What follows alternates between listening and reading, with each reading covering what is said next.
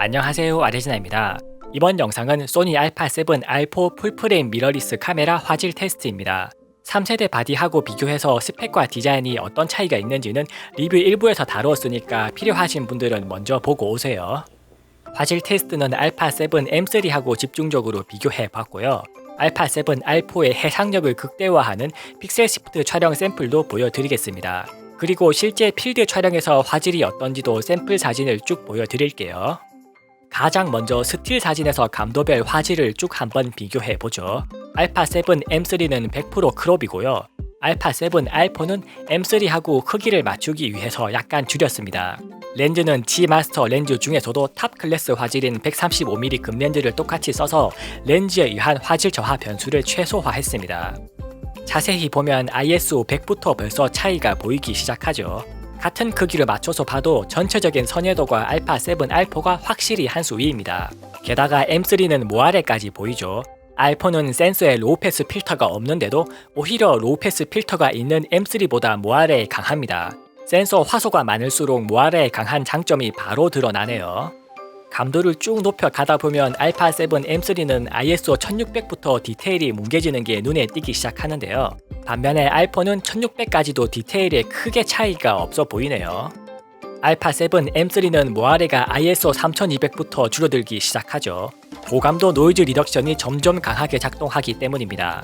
한편 R4는 3200까지도 디테일 저하가 크게 눈에 띄지 않네요. 감도가 6400까지 높아지면 이제서야 α7 R4 결과물에서 입자가 좀 거칠어지는 게 보이는데요. 그래도 디테일은 여전히 우수하죠. 반면에 M3는 감도가 6400쯤 되면 입자는 덜 거칠어 보여도 디테일이 꽤 많이 뭉개집니다. ISO 12800부터는 α7 R4도 디테일이 확실히 흐려지기 시작하는데요. 그래도 M3보다는 확실히 낫습니다. α7 R4가 확장 감도를 적용하지 않은 실효 최대 감도는 32000인데요.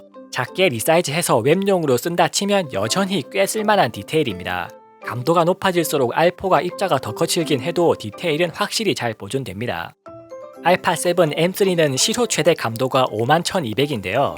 여기선 R4는 확장 감도 영역으로 들어가기 때문에 M3보다 화질이 좀 많이 떨어집니다. 물론 51200이나 되는 초고감도를 실제로 쓸 리는 별로 없기 때문에 크게 의미는 없겠지만요. α7 R4는 확장 감도까지 다 쓰면 102,400까지 올릴 수 있고요. 이때도 R4가 입자는 더 거칠지만 디테일은 더 잘 보존하는 특성이 계속 보입니다. M3는 여기서 한 스탑 더 올려서 204,800까지 쓸 수 있습니다. 이제 동영상 화질도 비교해보죠. 일단 풀프레임 상태부터 비교해보겠습니다. 참고로 α7 R4는 풀프레임 모드에서 동영상 촬영을 할 때는 픽셀을 몇 개씩 하나로 묶어서 픽셀 비닝 방식으로 센서를 읽고요. 반면에 M3는 풀프레임 모드에서도 풀픽셀 리드아웃으로 동영상을 촬영합니다. 풀프레임 모드에서 4K 동영상 화질을 비교해보면 그 차이가 확실히 보이는데요. α7 R4는 미세한 패턴들이 뭉개지면서 모아래가 강하게 생깁니다. 반면에 M3는 컬러 모아래는 약간 있지만 패턴 모아래는 없죠. 그런 특징적인 패턴을 제외하면 화질 자체는 비슷하게 느껴집니다. 한편 4K 해상도에서 24p가 아니라 30p로 프레임을 높이면 α7 M3는 주변부가 약간 크랍됩니다. M3는 풀프레임 모드에서 4K 영상을 촬영하면 오버샘플링 처리를 하는데요. 이때 오버샘플링 데이터 처리량을 줄이기 위해서 약간 크랍을 합니다. 이제 크롭 모드에서 4K 영상 화질을 비교해 보면요. α7 R4는 크롭 모드에서 4K 24p 동영상 촬영을 할 때는 풀픽셀 리드아웃과 6K 오버샘플링이 적용됩니다. 그래서 M3보다 화질이 확실히 좋은 게 보이죠. 풀프레임 바디의 장점인 넓은 화각을 제대로 못 살리는 건 좀 아쉽긴 한데요. 화각 문제만 아니라면 진짜 엄청난 화질로 4K 영상을 찍을 수 있습니다. 크롭 모드에서 4K 영상 촬영 프레임을 30p로 올리면요. 이번에는 α7 R4가 오버샘플링 데이터 처리량을 줄이기 위해서 주변부가 약간 크랍이 됩니다. 그래도 여전히 M3보다 훨씬 좋은 화질을 보여주죠. FHD 동영상 화질도 간단히 보여드리면요. 소니 알파 미러리스 카메라들이 바디 자체적인 FHD 영상 화질은 솔직히 좀 많이 떨어집니다. 그래서 화질이 중요한 촬영을 할 때는 최종 결과물이 FHD가 되더라도 일단 4K로 찍은 다음에 다운사이징해서 쓰는 게 화질이 훨씬 좋다는 점을 꼭 참고하세요. 이제 픽셀 시프트 멀티 촬영에 대해 알아보겠습니다. 알파7 알포는 4장이나 16장을 촬영해서 하나의 이미지로 합성하는 픽셀 시프트 촬영을 지원하는데요. 4장을 합성하면 결과물 크기는 한 장을 촬영할 때 하고 똑같고요. 16장을 합성하면 크기가 4배가 됩니다. 이때 픽셀 사이즈가 무려 가로 19,000에 세로도 12,000이 넘죠. 픽셀 시프트 촬영은 무조건 로우로 촬영되고요. PC에서 소니 이미징 엣지 소프트웨어를 통해서 파일 하나로 합성할 수 있습니다. 4장에 합성된 로우 원본은 478메가고요. 16장에 합성된 로우 원본은 무려 파일 하나에 1.92기가나 됩니다. 그래서 보정이나 내보내기 작업을 원활하게 하려면 상당히 고사양 PC가 필요하다는 점을 참고하세요. 픽셀 시프트 결과물 화질을 비교해보면 확실히 차이가 많이 납니다. 4장짜리 합성 이미지는 최종 결과물 크기가 1장짜리하고 같은데도 디테일 차이가 확연하죠. 게다가 16장을 합성한 이미지는 크기를 절반으로 줄여서 비교해봐도 당연히 해상도가 제일 좋습니다. 이번엔 반대로 16장 합성 이미지 크기에 맞춰서 1장짜리 원본을 2배 키운 다음에 비교해보죠. 16장이 합성된 이미지는 진짜 무슨 현미경 대고 보는 듯한 엄청난 디테일을 보여줍니다. 픽셀 시프트 촬영은 여러 장을 순차적으로 촬영하는 특성상 정적인 실내 촬영에만 활용 가능한 한계가 있기는 한데요. 만약에 픽셀 시프트 촬영을 적용할 수 있는 상황이라면 화질적으로는 무조건 쓰는 게 이득입니다. 이제 알파7 알포로 촬영한 샘플들을 본격적으로 보여드릴게요. 알포로 촬영한 결과물들을 PC에서 4K 모니터로 확인해보면 진짜 저절로 미소가 지어집니다. 4K TV의 전체 화면으로 띄워놓고 보면 촬영했던 그 자리에 다시 서 있는 기분까지 드네요. 해상도가 높고 이미지 선회도까지 좋으면 그 자체만으로도 평면 사진에서 공간감을 느끼게 해줍니다. 게다가 센서 다이나믹 레인지가 워낙 좋아서 역광 상황에서도 별로 걱정할 필요가 없는데요. 역광 상황에서도 명부부터 안부까지 디테일이 다 살아있는 사진을 얻을 수 있죠. 노출이 언더로 찍혀도 웬만하면 로우 파일 후보정으로 다 살릴 수 있습니다.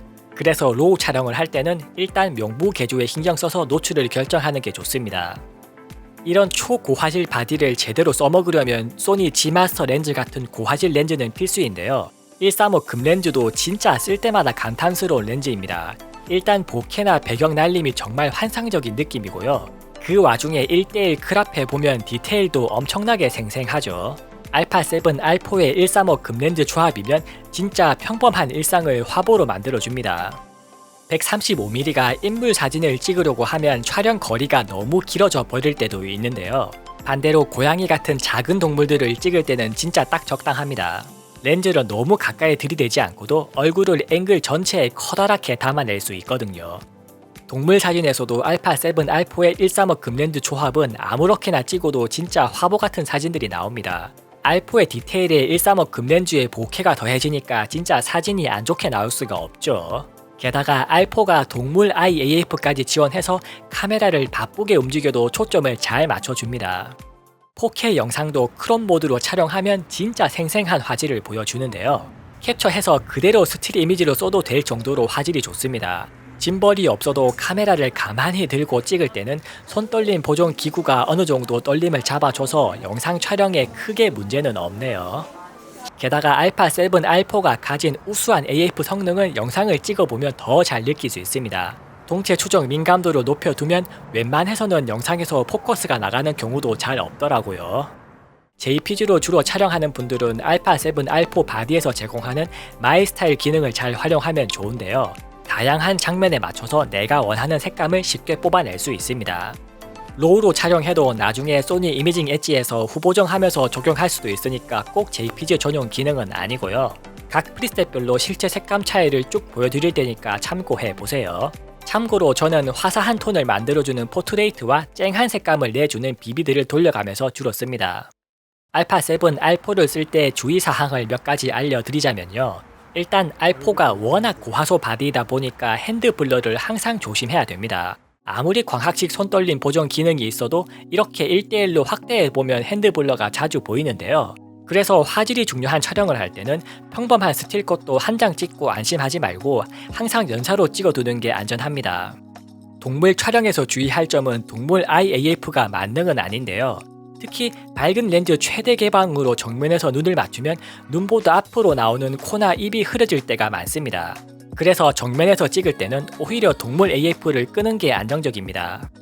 그런데 동물 AF를 끄면 이번에는 알파 7, R4의 AF가 너무 좋아서 맨 앞으로 나오는 수염 한 가닥에 초점을 맞춰버리는 경우도 생기더라고요. 이럴 때는 LCD를 터치해서 AF 포인트를 바로바로 조절해서 촬영해 보세요. 피사체를 놀라게 하지 않으려고 조용한 촬영 기능을 쓸 때도 있을 텐데요. 전자식 셔터 특성상 형광등 조명 아래에서는 결과물에 줄무늬가 생길 수 있습니다. 무음 셔터에서 그런 플리커를 피하려면 셔터 스피드를 60분의 1초 이상으로 늦추는 게 안전합니다. 셔터 스피드를 늦춰도 알파 7, R4는 센서 이동 시 손떨림 보정 기구가 내장돼 있어서 연사로 베스트 샷을 건지는 데는 크게 무리가 없네요. 지금까지 알파 7, R4의 화질에 대해서 자세히 살펴봤습니다. R4 이후로도 소니 내에서 이런저런 바디들이 많이 나오긴 했는데요. 센서 화소수로 따지면 R4가 여전히 가장 상위 모델입니다. 스틸 사진 촬영용으로는 소니 내에서는 여전히 최상급 바디라는 뜻이죠. R4가 35mm 바디인데도 거의 중형 카메라급 화질이 나오니까 가성비도 상당히 좋습니다. 알파 7, R4에서 단점을 꼽자면 바디 자체보다는 그 초고화소를 제대로 쓰기 위한 부수적인 비용 문제가 더 큰데요. 일단 금렌즈 같은 비싸고 화질 좋은 렌즈는 무조건 필수입니다. 파일 용량도 워낙 커서 고용량 메모리나 고사양 PC도 필수죠. 알파 7, R4를 살까 말까 고민하고 계신 분들은 그런 시스템 전체 비용을 꼭 염두에 두세요. 이상 아레제나였습니다. 영상이 유익하셨다면 구독과 좋아요로 많은 응원 부탁드립니다. 감사합니다.